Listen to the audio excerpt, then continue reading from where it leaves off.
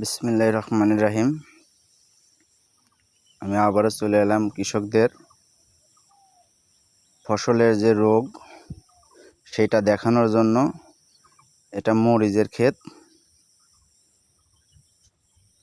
আপনারা দেখতে পাচ্ছেন। এই যে মরিচ গাছ, এটাতে কুড়মুড়ি ধরছে, এখানে কিন্তু আর মরিচ ধরবে না। আসলে এটা মাটি থেকে সমস্যার কারণে গাছগুলো এরকম হচ্ছে, না আবহাওয়ার জন্য এটা হচ্ছে, আমরা এর সমাধান আজও খুঁজে পাই নাই।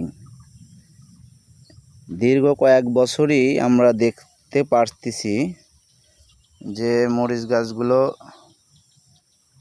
অনেক সময় আবহাওয়ার পরিবর্তনে এগুলো হয়, না হচ্ছে এটা রোগের মাধ্যমে এগুলো হয়।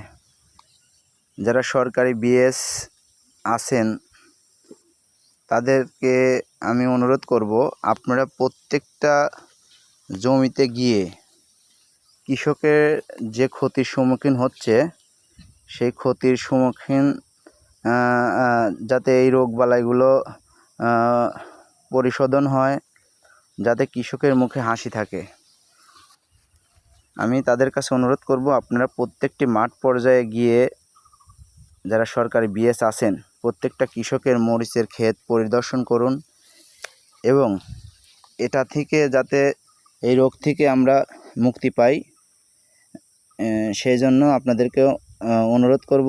এটার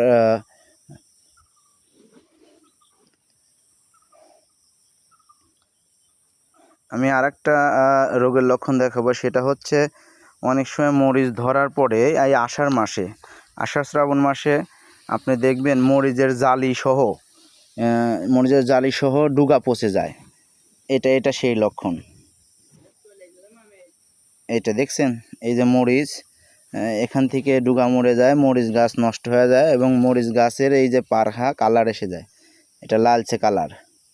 এখানে পোকাও থাকতে পারে, যেটা আমরা এখন পর্যন্ত কোনো সমাধান পাই নাই।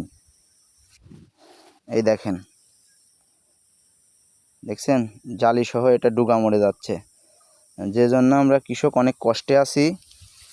আর আমি চাই সরকারি কর্মকর্তা যারা আছেন কৃষি পর্যায়ে, তারা এইগুলো অতি দ্রুত সংশোধন করুন, না হলে কৃষক যদি না বাঁচে তাহলে দেশও বাঁচবে না। কৃষক বাঁচলেই আমাদের দেশ বাঁচবে।